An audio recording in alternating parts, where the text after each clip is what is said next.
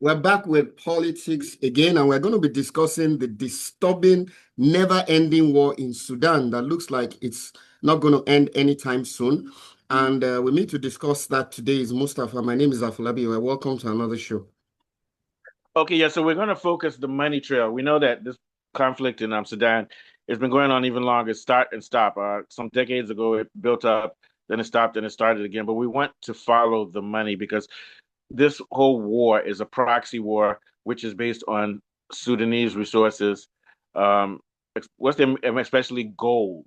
This is what this war is all about. So we want to follow the money in a two-part series to show you how the greed of Sudanese generals and leaders, as well as the greed of the U.S., I hate to say it, maybe even Russia, UAE, and also the interest of Saudi Arabia and Egypt is keeping this war going on. Okay, so the the Sudanese armed defense are getting money from Egypt and from Saudi, but most of this money is because through the Saudi is coming through nonprofit organizations which are linked to the U.S.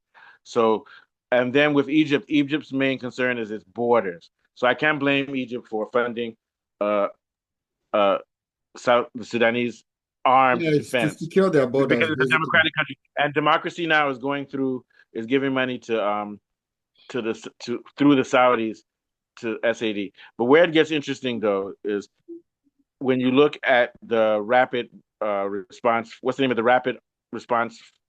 Rapid Support Forces, RSF. Rapid Yeah, Support RSF. Forces. You look at RSF. These guys are killers, man. And when I say killers, they've now ramped up the war and started killing thousands of civilians. And I think it was a strategic move, the reason they did that. We'll get back to the money in a second. It was strategic because it was so horrific that the Sudanese armed defenses just withdrew. They said that if we don't withdraw, we're just going to cause more killing with that region of the country. We're going to cause unnecessary deaths. So I think that the recent upspike in killings was to overwhelm the morale of the Sudanese armed defense so that they would step back. And they did. Thank God to the president of Sudan for stepping back rather than continuing fighting and letting civilians get killed. But let's look at where most of the money comes from. Most of the money for rapid support, rapid response forces, uh, the rebel forces in Sudan comes from UAE. The UAE, if the UAE wasn't giving them money, this war would have been over. And as far as I'm concerned, Al-Farabi, the UAE is an American proxy.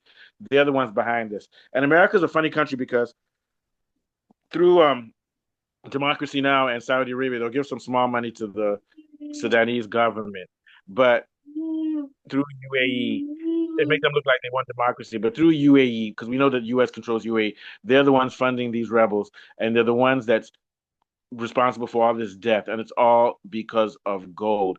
Now, Russia is was once funding the rebels, but now they're doing both sides because Russia has interest in gold. But I want to look at the UAE is the main source of this problem with all the money they're giving to the rebels.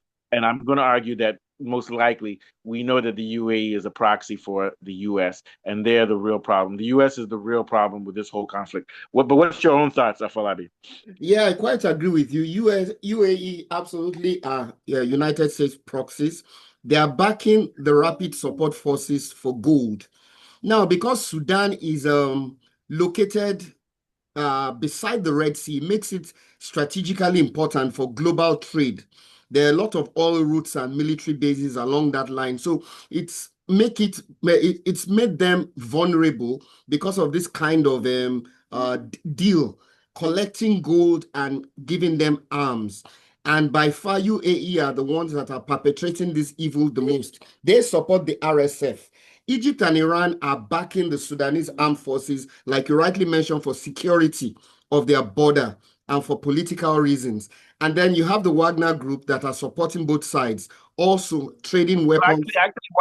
Wagner is supporting which is a mercenary group, which Putin would say he's not part of Russia. They're supporting The the RSF, RSF, yes, the but I militias. think that Russia is supporting through weaponry and stuff to the defense forces. That's very cynical of Russia, but I still think that what Russia is doing is they're just being practical. If there's going to be a war, we have to cover ourselves on both sides, and they can legally say that Wagner is a mercenary group, so it's not the Russian government. But we know that's bullshit. But yeah, Of sorry, go course, ahead. of course.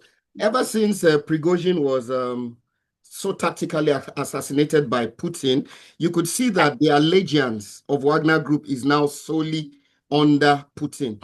So I would imagine that whatever they are doing in Sudan will be strategically Putin's idea. You will be absolutely right to say they might be funding both sides for gold.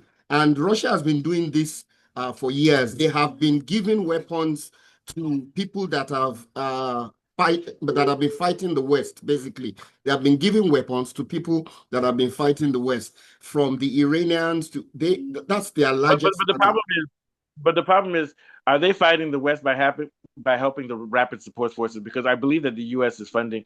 So we have to be. I don't know what Putin's strategy is. If he's hedging, or if he's trying to undermine the rapid support forces. But it seems like Russia's own is they'll make money off of each side. They're playing Personally, both sides. This personally, is very there's cynical. even So I Chad. know they There's even go ahead. Chad, Libya, and Eritrea also supporting different sides. I think personally, this is a very selfish position. I don't think any of them are in it for the good of Sudan. They are not in it for peace, basically. That's just the way I see it. Yeah, None of them are in need for peace. They're in need for themselves, but all of them want a piece of the pie. And as long as they continue to trade arms for gold, yeah. this is never going to finish anytime soon. No, and my own theory is that the only time this will finish is when China says it's enough, that Sudan needs to be stabilized, because China has the Silk Road Initiative where they want trade Most, and are we even links to be sure that brought China is and not involved infrastructure. in all of this?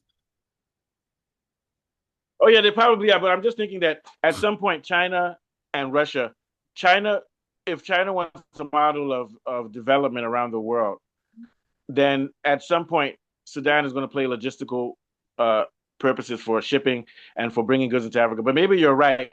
Maybe they don't care. Maybe Sudan is not strategically important for their overall. The only thing that's important about Sudan is only one thing: the gold. Maybe they don't need Sudan to be stable to make money. If that's the case, this will continue. Yes, sir. What do you think? Yeah. Yeah, because if Sudan becomes Oh, stable, of course, China is involved. But of I'm just course, thinking yeah, that at some point, China and Russia may shift. At some point, they'll shift and they'll say, okay, it's enough. Maybe when one side has won, they'll say, okay, let's unify it. But I think that the main disruptive force is the U.S. through UAE to make sure that neither side can win. You understand what I'm saying? So I yeah, think China and Russia, they don't mind as long as they have their hands on the gold. So, but I think I think China and Russia would prefer Sudan to be a democratic and stable country that trades with BRICS yeah, so that sure, they can get that sure, gold. sure, sure, But sure. but same thing as in Congo. Maybe for now they want that place to be unstable. But we do know that China and Russia, if they're thriving off the instability of this thing, the ultimate instability was caused by the CIA and the US. So China and Russia are secondary scavengers on a war that was probably been funded for decades by the CIA. You get what I'm saying? Yeah, This is complex. This is why we're reaching PhD level of theory here. sure, There's no right absolutely. answer. We're just speculating. What are your own personal thoughts? So you think that this thing will go on for decades, right? As long as the US continues to support UAE, to give arms to the Sudanese warring factions, I don't think this is going to end. Putin can actually Yeah, I say, think they're the main thing. And as long as yeah, it yeah, continues, sorry, Trump can actually say, okay, enough is enough. Stop giving these people arms and stop all the logistical support. And then gradually, the other people that are looking for a piece of the pie will start to, disengage. But as long as UAE yeah, are, that's not going to happen. it's not going to happen Go because ahead. as long as the war persists, everyone will get a piece of the pie, albeit at the expense of the lives of the Sudanese people. They're not even Yeah, considering. and there's no connection.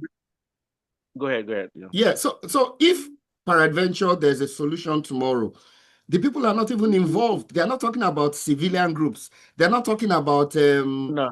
civil rights, groups and stuff.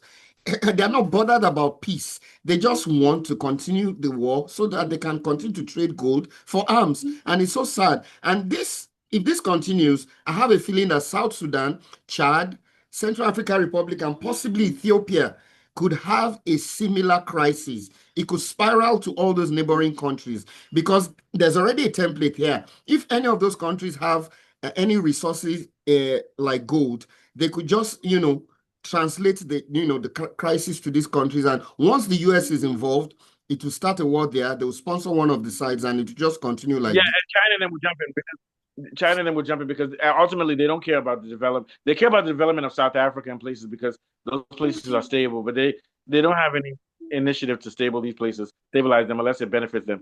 So well, and this goes back to Africa. I know a lot of people join BRICS and say Russia is our savior, China is our savior. Africa still needs to step in and have an African Union, which puts Africa first. That's why I You know have a problem. that's The AU is fragmented. There's no unity in the AU anymore. And you can see all over Africa, we have crises like this. Congo, because of the coltan, you can see what's happening in Congo.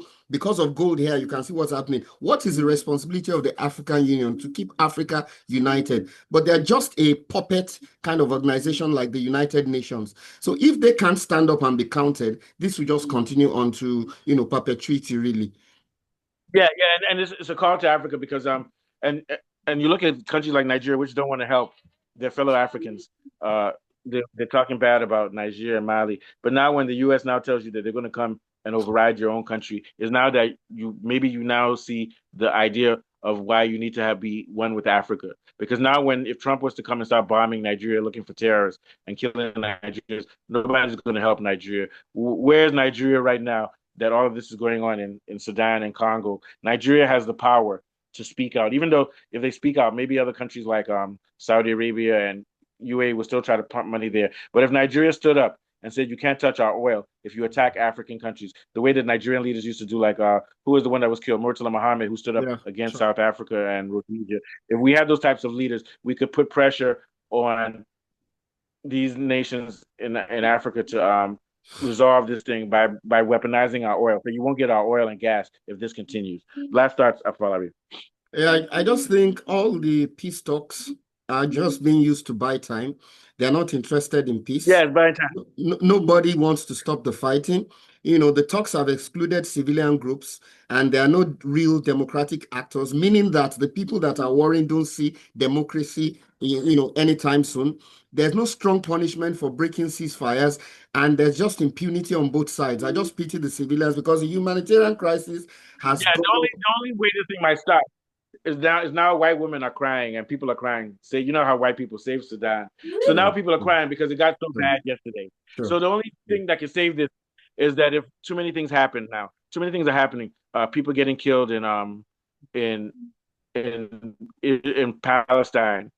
And now this Sudan thing, if it starts to get to the media and it becomes unbearable, there might be a ceasefire or a reduction. But you can believe that the U.S. will try to resume it later. Okay, thanks. But, Last but, thoughts, I follow it. Then we'll get but out of why here. I'm a bit puzzled is that if peradventure there is a solution, what would happen to the two warring factions, the SAF and the RSF? Would they merge together, or They'd have to be forced to share power. They'd have to share power. you have to That's the share only power? solution. Because some people are saying maybe they'll collapse the RSF under the Sudanese armed forces. I No, don't that's know not what's going to happen. happening. It's not going to No. happen. They'll So have to share power. they'll have to share Yeah, power, and that could lead to like North dividing Korea South. and South Korea. Yeah, Yeah. exactly, exactly. Or Sudan split might the country in ultimately half. be divided. Sudan might ultimately be divided, and the I mean, division if that's what that.